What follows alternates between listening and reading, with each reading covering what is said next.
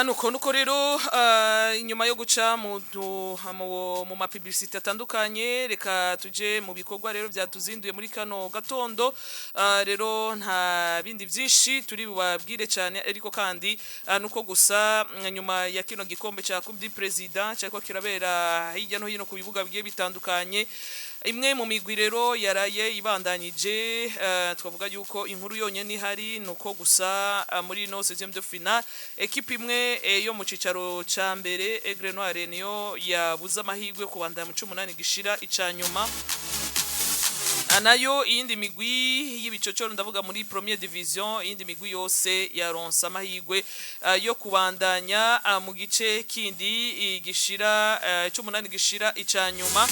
ndakwibuse gusa ko Buganda City nayo nyene yakoze umuti mu gusezerera equipe ya BS Dynamique nka Vitaro irabikora neza cyane mu gusezerana equipe ya Panthère Noire kandi Rukinzo nabo barabikora message nayo yaviriye aho gotera izuba mu gutsinda equipe ya AS Vita 2-1 bakogwa rukino rugoye cyane Gatwe nayo yanyagiwe na Flambeau du Centre ndgukubusa Tel Aviv nayo 8-1 imigwi ibiri yonyene mu cicaro ca mbere niyo yaraye itangaye na cancane no imigwi novuga yuko ari yo muri ma division mato mu kurindira rero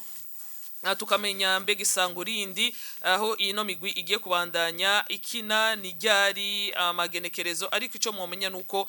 Primus League Burundi muri no weekend izoba kandi iyagaruse na cyane cyane ku ndwi ya 27 rero nivyo rero reka duce no matelefone turabe ingene mwaraye mwakiri na cyane cyane turabe gato kuri no Primus League Burundi uko mubona ino course igiye kubandanya imera ni nyuma yaho gusa muzi yuko imigwi ibiri yamaze kuba ikatisha itike kuduga mu cicaro ca mbere inyuma yaho Academy Dera yo yacishije itike kera cyane bano rero bagiye guhura no vuga bagiye kuduga mu cicaro ca mbere ariko imigwi nka Legends Athletique imigwi nka Royal Vision 2026 imigwi ibiri igiye kuraba ingene ishobora kupambana baraba ingene bashobora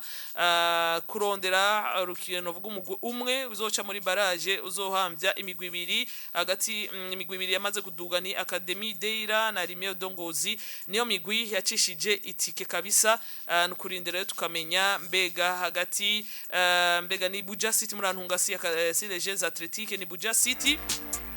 igiye guhura na Royal Vision 2026 muri match de barrage kurondera umugwi umwe ushobora guhamvya ino migwi ibiri ya Academy Deira na Rimeo Dongozi mu matsinda yabo bari barimwo bano barabikoze birashimwa baraduga icicaro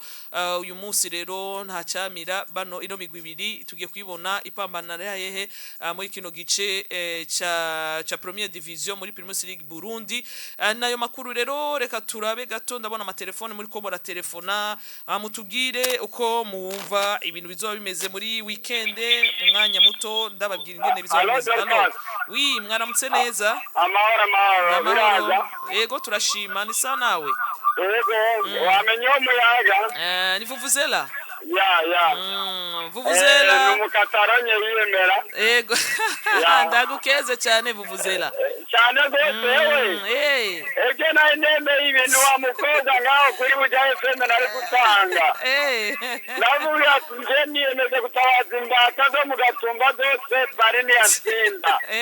nemera umuriyoni none Imana yabibonye ko barabatoya nkora kurabikora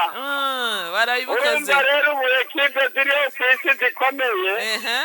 iya mbere iza ni Vitaro FC Burundi amagajaza Espagne and because Barcelona ni Cataloni ama Imana ikomeza gurire igiye kipe narahita ngori njavyi Vitaro FC uko nyine yabikoze tukuma turiko turabandanya umuti Mana mibaheza kirengeze kubambera ngaha nanje niko naje mugatumba goodbye bye kaka barikiwe sana nakariwe na tete sabye abapolisi amarero rumba ndakanya muneza kenshi cyane n'umubaba inzu ewana amazi yatutanditse mu gatumba. Bana poleni sana kaka kabisa turumva ko ibintu bitoroshe. Njama zirongeye kundunguruka. Mugabo no tumanjama mwibase mugabo Vitaro. Na Barcelona zigatsinda.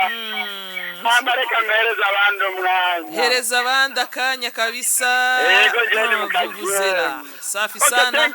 Asante sana. Nuko rero reka ndakubwire yuko muri weekend ibintu bizoba biri sawa sawa hariya ku bibuga bigiye bitandukanye mu mwanya muto ndaza kubakira mugira ico muterereye kuri ano makuru ya Primus League Burundi kwa gatandatu rero itariki 13 ibintu ntibizoba vyoroshe ku bibuga bitandukanye sahandwi hariya kuri stade Ingoma Tel Aviv bazoba bakiriye Bumamuru ane mu ntara ya Gitega kurundi ruhande ku munsi wa gatandatu nyene kuri stade Urunani Alabama Sipiri bazoba bakiriye Magara Young Boys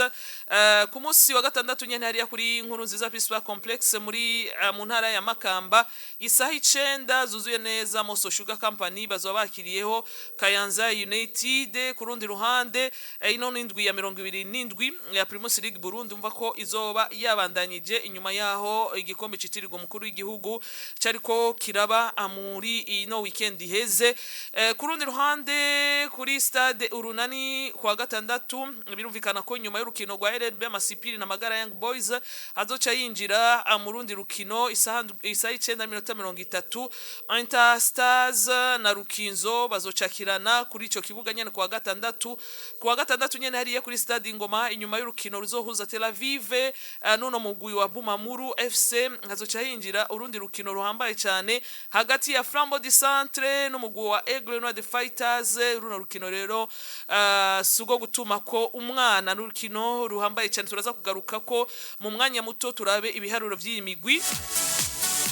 Flambeau du Centre nababwiye yuko zoba yakiriye equipe ya Aigle Noir ku munsi wa gatandatu hariya Igitega kuri stade Ingoma isa 9:30 mbavu yaho ku munsi wa Mungu inkino zizobandanya ni zitatu gusa muri Primus League Burundi mu gihe Best Dynamic yasezerewe hariya mu gikombe citirirwa umukuru w'igihugu uzoba ofisa akazi imbere y'umugwi wa Tigre Noir kuri stade Urunani hariya mu ntara ya Cibitoke aho nyene kuri ico kibuga Vitalo FC bazokwambikana na Messager de Ngozi Musongati OS canke Olympic Star n'inkino zo kuva no gukira kabisa mu mwanya rero muto turaza tubabwire ingene bimeze ingene imigwi inkino zeruka bahagaze na forme actuelle canke uko imigwi ihagaze kugeza kuri no mwanya ico mumenye hagati ya Interstar na Rukinzo nimigwi umwe ukurondera kuguma mu bibanza bine vya mbere ndavuga Rukinzo ariko Interstar nayo kaba yifuza cyane kutakoroka ije muri vya bibanza bikoroka vya zone rouge canke byo kuja mu cicaro ca kabiri urumva ko ibintu bizoba bihambaye cyane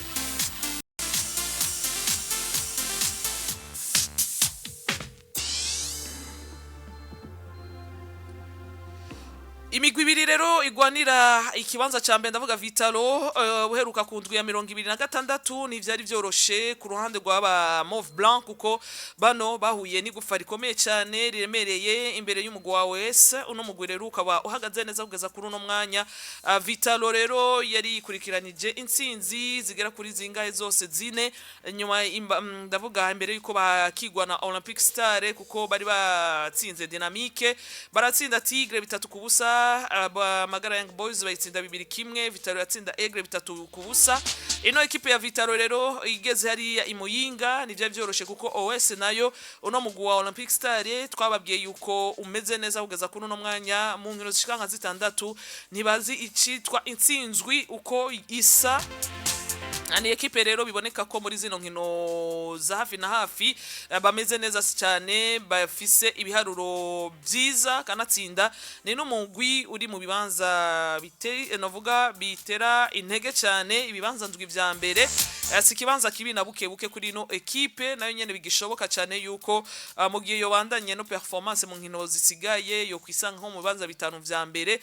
niturashikaho hose ari kurumva yuko ni Vitalo uko turiko turabibona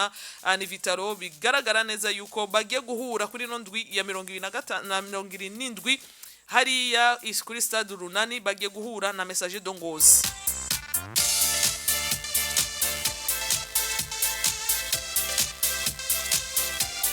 Ndakwibuse gusa yuko kundwi igera indwi ya kane yo muri Fazale ino migwi yarahuye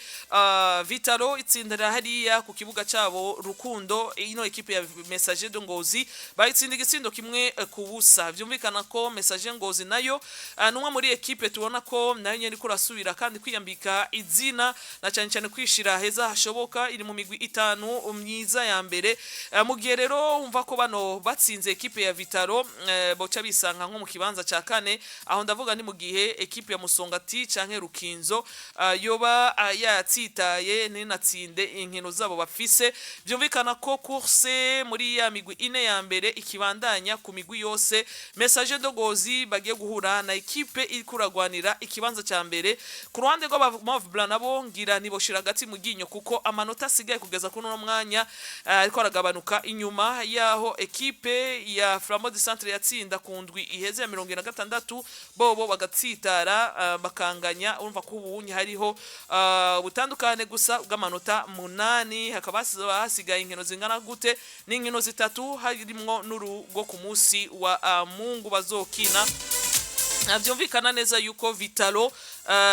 ngiranga ku bakunzi babo nta kanya bafise ko gukwega ibirenge narijya Messager Ngozi nababwiye yuko nayo kurarondera ibibanza byo kwishira heza hashoboka n'urukino rero ruzoba rukomeye ku mpande zose Flambeau du Centre nayo ni ya kabiri ino ekipe nayo no kubwira yuko nayo ayikura byifatamwo neza niyo yonyene byo bavako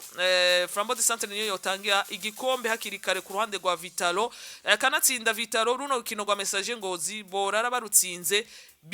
bizoba bisa nk'ibyo rangiye mu gihe Flambeau du Centre yonyerere kanganya canke igatsindwa nakubwiye yuko Vitalo visa amanota 8 inkino ni zitatu zisigaye mu gihe rero Vitalo yotsinda yocigira amanota 11 hama dushize ko yuko wanashaka Vitalo birabasaba gusa yuko batsinda urukino rwo ku munsi wa Mungu mu gihe botsinda azobasigaye inkino zishika kuri zinga zibiri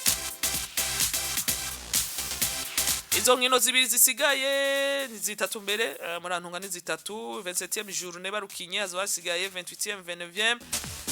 na 30e journée azobasigaye zitatu birabasaba gusa ko Vitalo yotsinda mu gihe botsinda urumva ibiharuro bizobikora batwengera canke bakanganya muri gihe equipe ya Flambeau du Centre bikora atakaza canke ikanganya ku rundi ruhande kuko abantu bazoba bari kumwe na Aigle Noir rero nababwiye yuko Flambeau du Centre bari babikoze neza abatsinda equipe ya Magara Young Boys bine kimwe hariya kurunani ekipe ya Flambeau du Centre birakuye ko ayo manota abiri ku ruhande rwayo basumbwa na ekipe y'umugwi wa Vitalo ariko kandi Aigle Noir the Fighters ino ekipe nayo biboneka ko kabisa uno mwaka hari utubazo tutariko turabatomokegwa ko cyane bari batsinze hari muhira batsinda ekipe ya Musongati mu rukino rwari rukomeye cyane ekipe ya Aigle Noir rero biboneka ko ifise calendrier isa nk'igoye muri ino misi ikurikiranya inkino zikomakomeye cyane bavuye kwa Musongati bagiye guhura na ekipe ya Flambeau du Centre nibiza kuba byoroshe kuri bano wa Fighters ariko kandi nabo ni nyuma yaho bari baheruka gutsindwa na Vitalo basuye kandi gutsinda ekipe ya Musongati turiko turababwira nayo yari mu bihe byiza ino Musongati ya Moma n'Akagero anuko rero bimeze nizi ekipe rero ziriko ziragwanira ibikombe turiko turababwira ko itegerezwa kuba yiyubara cyane kugira ngo Flambeau du Centre igume hafi na hafi itaza gutanga kuri Vitalo igikombe hakirikare ahubwo bagumane hafi na hafi bababuze gushika bonye n'ubwabo bikorera akazi numva ko Flambeau nifuza gutsitara kugira ngo yorohere bahwe cyane duga kwijambo yego nakumanda kubaze Vitalo isigaje inkino zingahe bwira ngo twari gikombe aha mu mwanya reka ndazikurabire wavuye ku murongo ariko mvise yuko bafise urugamba ruhanitse cyane na Messager Ngozi muri weekend yego mu mwanya rero kanda aha ni mwashika hanze murandabira munzu yera okay safi sana asante Jafari turakwifurije n'imirimo myiza n'abandi bose bariko twumviriza mwubahwe muhabwe intebe y'imbere cyane kabisa muri abantu bacu dukunda cyane ono Jafari rero ko arambaza ati Vitalo burya bo basigaje inkino zingahe zo gukina Vitalo nyuma yo kwakira Messager Ngozi bano rero bazoca bakigwa kandi na Rukinzo ama bace bakigwa bakire Moso Sugar hama kandi Tel Aviv ibakire inkino za Vitalo nizo. Vitalo isigaje urugo kwa Mungu bazokina Message Ngozi, basigaje gwa Rukinzo, basigaje gwa Moso Sugar na Tel Aviv. Nizo nkino zisigaye, reka nje ndabe n'imigwi yindi isigaye ine ya mbere n'imigwi ya nyuma hari ndabe imigwi isigaye ngene imeze. Umukunzi wa Vitalo wumvise ni Message, ni Rukinzo, ni Moso Sugar, ni Tel Aviv. Ku rundi ruhande Flambeau du Centre nabo inyuma ya Aigle de Fighters bafise Olympic Star, bafise Message Ngozi, bafise na Rukinzo. Rero birakaze cyane, urumva ko ari za equipe kabisa ubona yuko zirondera ibibanza byo hejuru. Meme ku ruhande rwa Rukinzo ya gatatu ndakubwire yuko ngira umukunzi wa Flambeau yumvise Flambeau du Centre isigaje urugo muri weekend bazokina na Aigle Noir, bafise Olympic Star kundwi ya 28, kundwi ya 29 bazoca acakirana na Message Ngozi no derby yama Academy Message, hama Flambeau du Centre bazoca barangiriza bakigwa na Rukinzo hariya kuri stade Urunani. Nce gato no kuri equipe ya Rukinzo kugira ngo turabe muri no Big 4 imigwi isiga, numva ko kurande go ku rupapuro Flambeau du Centre ugereranije n'indi migwi womenga ko ariyo ifise equipe ziremereye cyane, kuko ni equipe kabisa ubona yuko iri mu bibanza tuvuga hagati canke musi, ni bibanza byo hejuru gusa. Ku ruhande rwa Rukinzo nyuma yo kwakirana yo gutana mu mitwe na Interstar, kuko Interstar bayitsinze mbere muri matchale. Rukinzo yari yatahukanye intsinzi y'amanota 3 batsinze equipe ya Interstar 2-1. ubuho Interstar gira nabo bashobora kwiyambika umutamana mu gusubiriza mu nkoko ino equipe ya Rukinzo yaba atsinze muri fazale kuri journée ya 4. Ndakubwire yuko inyuma y'uru rukino rwa Interstar Rukinzo bazo bari kwacakirana bakira Interstar yakira Rukinzo nayo izoca yakira umugwi wa Vitalo uheruka kundwa 28, kundwa 29 Rukinzo bazokwakirwa hariya mu ntara ya Gitega na Musongati, hama bano bazoce bakira Flambeau du Centre. Rero ibintu nivyoroshe na buke urumva ko Rukinzo nayo ifise urugamba ruhanitse cyane. Rukinzo hasigaje Interstar, Vitalo, Musongati, Flambeau du Centre. Ku ruhande rwa Musongati nabo equipe ya 4 ndakubwira yuko bano nabo nyene basigaje inkino zine harimo n'urwa weekend. Muri weekend bazohura na Olympic Star, ariko kandi bazoca bacakirana na Message Ngozi, bace bakira Rukinzo hama barangirize kwa Moso Sugar. Nizo equipe rero mwumva ko zimeze mu mwanya nakira izindi telefone. Bisport allo